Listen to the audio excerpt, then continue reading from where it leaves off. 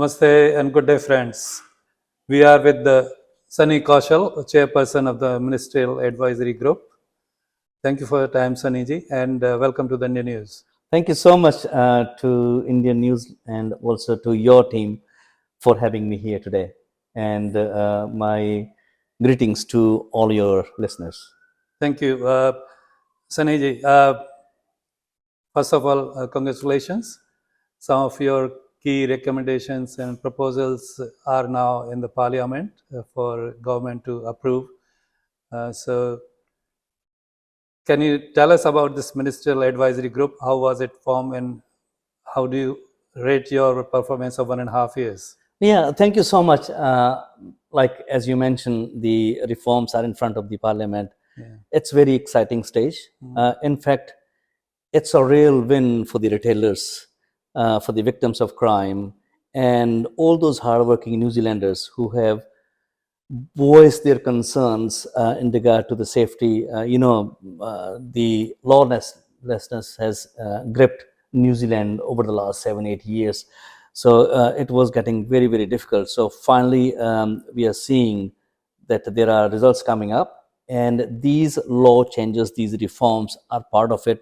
And this is also the outcome of the coalition government, the promise that they made to New Zealanders to restore the law and order. So that's one. And also this is an outcome of our work to bring those reforms which were needed a long back. I can say about decades ago. Finally, this is a lifetime opportunity that we are able to bring those reforms, and we are still doing it more. I was just about to ask this. So in the past, has any of such committee been constituted to restore the law and order and to safeguard the retailers? Yeah, to my knowledge, this is first of its kind, because like I have been traveling across the country. Last year, I've traveled almost more than 40 cities and towns, right from up north, from the Northland to Southland, and meeting with those key stakeholders. And many times, like I was presenting in Waikato, and this third generation Kiwi, his background is Scottish. And he got up in that meeting. He was saying that this is the first time that in last 50 years he has seen some initiative that has been taken. And also he was very happy that this is resulting into the real results. So that tells you that the public was sick and tired of this lawlessness, of the culture of excuses, of the governments who were soft on crime. And finally, we have now this body which basically come from the grassroots. So I'm not a lawyer, I'm a business owner. So the government, they recognize the pain, the destruction, the trauma, the crime that the retailers have been facing, and also the advocacy that I have been doing from last nearly 15 years. So they appointed this independent ministerial advisory group as the initiative to fix law and order, in particular retail crime. So my focus, my role is to provide independent advice to the ministers and also to help in shaping the practical reforms. So we are coming up with the legislative ready reform proposals to the government to fix law and order, and the retail crime is the key focus. And I'm glad that we have been very focused and glad that we have been very successful. And I'm very proud the work that we have done and the team that I have, and which has been widely recognized by the retailers across the country. They feel that they are being heard for the first time. Can you bullet point your recommendation which has been submitted to the Parliament? Well, so these are the ongoing reforms. See, first of all, our group was set up for 2 years. The mandate is 2 years, right? So we have already completed nearly 1.5 years. So a few months left. So that would mean that there is an urgency for us also, urgency for the government also to bring those proposals. So we have been full on. So in our first year, we have been very successful. So we have delivered 5 major reforms. Yeah. And the first one was the defense of property, powers to detain, also we call it citizens arrest powers. Yeah.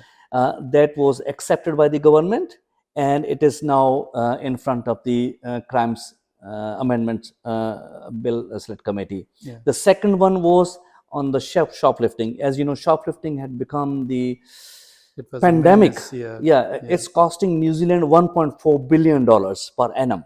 Shoplifting itself, right? So this area needed huge attention. So we have come up with the real consequences for the shoplifting, and that has been accepted by the government. It is right now, as we speak, in front of the Parliament, going through the Crimes Amendment Bill. The third one that we proposed was the Trespass Act. Now, this again, most of the property owners or retailers or anybody, they basically depend upon this piece of law to keep those offenders away from their properties, because you decide who would come into your shop or your place, and then you can basically send those offenders away, right? You have the right. But what happened, this Trespass Act, when it was done 57 years ago, 58 years ago, that was done for a farming New Zealand, not for the retail environment. So we have done the overhaul in this act, and that has been submitted to the government last year, and the government accepted that one, all the recommendations. So it's moving to the it's ready to move to the Parliament for the I wonder amendments. why any of the previous governments did not do it earlier. Why it has been done now, when things have become sort of out of control? That's a very interesting question, Jugalji. Look, I'll give you one example. Yeah. Now, all of us, we do talk about the defending our property, right? Or self-defense, or also we talk about the use of reasonable force, right? It's a little bit of a story. So all of us know that our Crime Act in New Zealand was done in 1961, right? And that was 65 years ago, right? And not much has changed since then. But when we started drilling into this piece, defense of property or citizens arrest powers, and what is that so-called reasonable use of force, and you won't believe, when we were looking into the act, we found that this is not 1961. The same piece basically came from 1908. So in 1908, New Zealand population was not even 1 million. Right? That was a very rules were over a century old. Exactly. That was a very different New Zealand that does not exist anymore. And that's not all. When our team went into the archives, drilling further, guess what? It's not 1908. It's 1893. So that's how old that piece of law is, right? And there are two lines in this law which currently is. It says, number one, of course, you can defend yourself or your property. So if you're defending your property, the number one is do not strike back. That's our law says, number one. Number two, it says do not cause a bodily harm. So for example, if you're running a shop, if I as an offender, for example, came into your shop and run away with certain things or otherwise, if you try to say get your property back, and if you hold me from my wrist, so you have already done a bodily harm. That means you get charged, and that's what has been happening. On the other hand, when we look at the say our cousins across the ditch or Canada, so they had the similar laws because it's a Commonwealth background, right? But they have changed their laws. They have bring those laws to 21st century. Now the same law in Australia, it again has two things. It says you can defend your property as long as, number one, do not cause a serious injury. So you see the difference. So number one, do not cause a serious injury, which is serious injury to the offender, which is very clearly defined. Do not break a limb and all the stuff, right? Or a leg or arm and all the stuff. And two, do not cause a death. So how clearer those could be? So here our law is saying do not cause a harm, do not strike back, do not cause a bodily harm. The law on the other side is saying that do not cause a serious injury or a death, right? It's a very clear demarcation. That's why the offenders see there are no consequences. Yeah. Our laws are too old. And secondly, let's look at the bigger picture. Why this group was set up and what was the need, right? When we look at the overall law and order situation in New Zealand, it deteriorated over the years. In fact, from 2019, the retail crime more than doubled. There used to be average 4,000 reports per month, which then increased to recently 10,000 reports per month. Which year was this? I'm saying from 2019, the increase, Okay, right? upwards. Yeah. Yeah. And then the retail crime, which has become like now nobody has been looking into it, because the government over the years, the subsequent government has not taken much action on this one. As a result, the retail crime has increased. It's costing New Zealand $2.7 billion per annum. That would mean, in simple words, $50 million per week, or let me define it, $7.2 million per day. That is the cost of retail crime to New Zealand, right? And this is just a financial cost. We are not talking about the human cost, which is far bigger. Right? And then the third one is the offenders, the criminals. They, for some reasons, they have that perception that they are untouchable, that police would not come, Yeah. that even if police comes, the courts will let them go easily, right? So this is taking us to the dark path. This perception is harming the entire country. So this needed to be stopped. And the fourth one, as I said, our laws have been too inconsistent.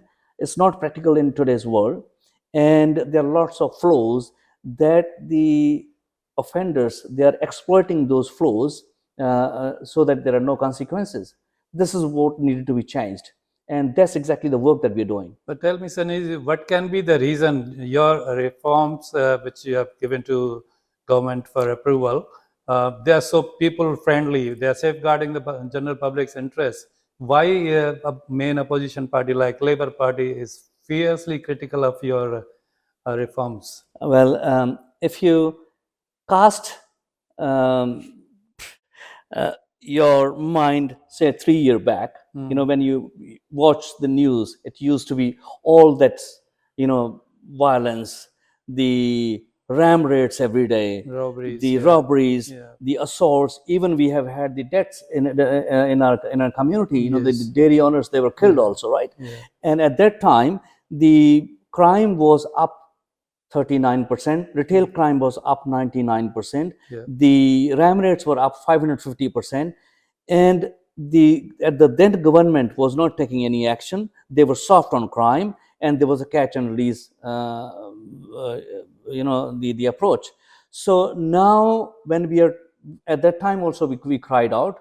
The entire retail community, the business community, and also the communities were asking for, for the safety, but they did not take. But now we are changing that perception. Now we are getting tougher on crime, and probably those are the people who are now not ready to see how come we are able to I do mean, it. in this case, It's a common sense. yeah, in this case, even the opposition should be applauding what changes you have recommended for the safety of the general people of the New Zealand. That's correct. That's Yeah. correct. So opposition, in fact, I thought that they would have enough experience by now. Yeah. Having 6 years earlier in government, now 3 years in opposition, Yeah. they would have realized. But sadly, they have not realized that the safety of our retailers, safety of our community is more important. Unfortunately, what makes it even worse is a certain section of even ethnic media. They are being very critical of your work and talking about your spending on your trips and even your food bills and all those small, which sounds very silly at times. What do you want to say about it? Well, as they always say, the half knowledge is very dangerous, right? Yeah, yeah. So these kind of commentators who basically have no knowledge what is happening, they have no idea where the funding is coming from, and also what work is happening. They have no idea that the reforms that we have already proposed to the government has been accepted. It's just moving into becoming a law. It's right now as we spoke. It's in the Crimes Amendment Bill, and more work is coming up. I think it's a matter of pride for the community. It's a matter of pride for all the retailers, all the Yeah. community. They should be basically, and that's what exactly I'm getting from the other communities, right? They are very appreciative of the work, but for some reasons, some people in ethnic media, they have chosen not to be honest. They have not been honest journalists for some reasons, what they're commenting. Maybe right? they are just peddling some agenda of their own. Exactly. So Yeah. people have their agendas, but Jugalji, I'm basically not worried from the criticism, because I'm very focused on delivering the results, and now people are seeing those results being delivered. And secondly, as you mentioned about the funding and the expenditure, I would like to basically touch base on that one. Yeah. Now, so the first of all, like they're saying, oh well, it's a taxpayers' money being spent and wasted and all that stuff, right? Right. They do not understand that the same fund which has been given to us to bring the law reforms and to fix this law and order was given by the previous government, Labour government, to the gangs. It's the same money. Yeah, exactly. Right? Yeah. And so, but this government is not giving that money to the gangs, rather giving to a cause to fix this bloody problem, right? Yeah. And secondly, this funding, Jugalji, is not the taxpayers' money. This comes from the proceeds of the crime fund. That would mean that the money which has been taken from the criminals, from the criminal activities, is being utilized here. It's not the taxpayers' money. Yes. Right? People are being misled about They are this. misled, right? Yeah. And then we have been running on a very tight budget. It's very clearly defined, and we had the 1.8 million per annum tight budget, and that budget has been underspent. We have been within the budget. In fact, I have delivered the savings to the government. So we should be very proud of it. Yeah, wonderful. Saniji, it should putting the facts right will give you, clear understanding of the situation. I won't hold you for very long, but one last question before I let you go. Why 3 members of this group have resigned even Yeah. before your hard work of 1.5 years becomes a law? Yeah, this is there has been a lot of commentary on that one, and again there has been a lot of misinformation and misleading information was spread by certain elements. So let me tell you, is those people, they came from very senior positions from the corporate world and also from the business sector. So 2 of them, they got promotions.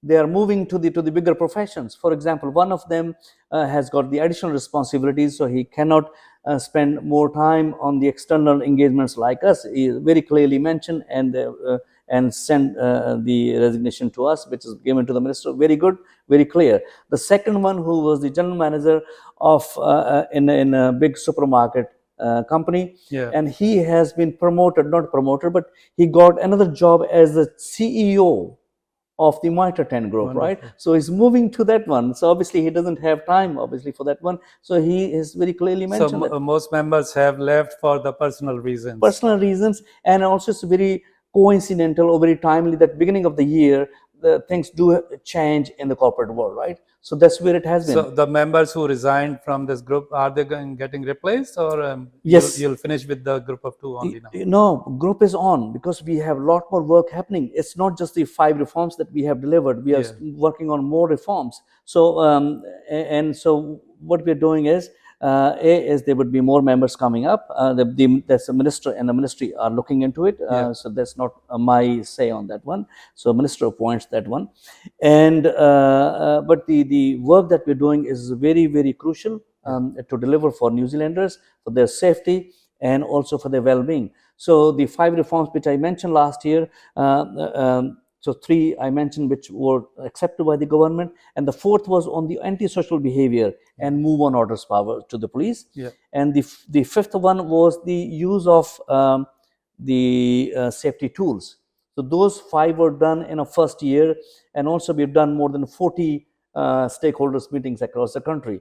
And further, we are working on a number of pieces, which is again going to define how we deal with these offenders, like, for example, facial recognition technology and the Privacy Act. Sure. Right. So right now, as we speak, it's in progressing. And the second one is the security industry empowerment. Right. And that again has not been touched from very, very long time. We need to bring those laws in line with the other countries like in Australia and all. And the another one is the parental responsibility, the youth justice. So there's a whole lot of work is happening, and we are not stopping. Jugalji, Great. I'm on a mission, and this is a lifetime opportunity for all of us to see this change happening in our generations, and also the next generation can take pride of what we have done, changing the laws which are 60 to 130 year old, and we are very proud that we got this opportunity to do it. Wonderful. Thank you so much for your time, Sunny. And we shall continue once you are done with this group, and we'll talk again. Thank you so much for your time. Certainly, I would be here to share more wins and more successes. You're welcome. Thank you so much. Thank you for your